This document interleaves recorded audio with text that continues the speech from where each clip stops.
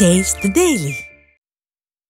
காஞ்சிபுரம் மாவட்டம் மணிமங்கலம் அருகே காதல் விவகாரத்தில் இளைஞரை கடத்திச் சென்று கொலைவெறி தாக்குதல் நடத்திய 6 பேர் பிடிபட்டனர். நரியம்பாக்கத்தைச் சேர்ந்த சதீஷ் என்பவர் ஆந்திர மாநிலத்தைச் சேர்ந்த சைலஜா என்ற பெண்ணை காதலித்து வந்துள்ளார். இந்த நிலையில் சைலஜாவிற்கு சென்னையைச் சேர்ந்த கருப்பசாமி என்பவருடன் பழக்கம் ஏற்பட்டு இருவரும் காதலித்து வந்துள்ளனர்.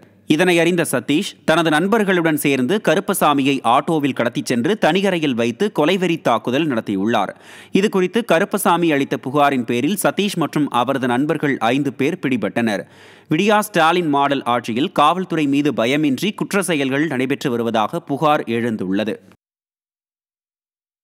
சென்னை ஐசோஸ் பகுதியில் மர்ம நபர்கள் கடப்பாறையால் வீட்டின் பூட்டை உடைத்து கொள்ளையடிக்க முயன்ற சிசிடிவி காட்சிகள் வெளியாகி மக்களிடையே அச்சத்தை ஏற்படுத்தியுள்ளது. ஐசோஸ் காவல் நிலையத்திற்கு எதிரே உள்ள வைக்கோல் தொட்டி தெருவில் நள்ளிரவில் 2 மர்ம நபர்கள் கடப்பாறையால் வீட்டின் பூட்டை உடைத்து கொள்ளை முயற்சியில் ஈடுபட்டுள்ளனர். பின்னர் எச்சரிக்கை அலாரம் அடித்தவுடன் 2 நபர்களும் அங்கிருந்து தப்பிச் சென்றனர். இந்த சம்பவம் குறித்த சிசிடிவி காட்சிகள் வெளியாகி மக்களிடையே அச்சத்தை ஏற்படுத்தியுள்ளது. திறனற்ற திமுக ஆட்சியில் ஏவல் துறை கும்பகர்ண தூக்கத்தில் இருப்பதால் காவல் நிலையம் அருகிலேயே மர்ம நபர்கள் கொள்ளை சம்பவத்தில் ஈடுபடும் அளவிற்கு சட்டம் ஒழுங்கு சீர்கெட்டுள்ளதாக பொதுமக்கள் குற்றம் சாட்டியுள்ளனர். திருநெல்வேலி மாவட்டம் மானூர் அடுத்த நரியூத்து பரும்பு பகுதி அருகே உடலில் காயங்களுடன் இளைஞரின் சடலம் கண்டெடுக்கப்பட்ட சம்பவம் அதிர்ச்சியை ஏற்படுத்தியுள்ளது.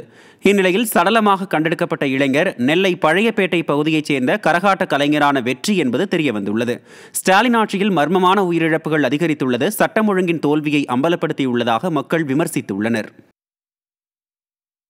சென்னை ஈக்காட்டு தாங்கலில் உள்ள கோயில் ஒண்டியலை உடைத்து கும்பல் ஒன்று கொள்ளையடித்து சென்ற சம்பவம் பரபரப்பை ஏற்படுத்தியுள்ளது.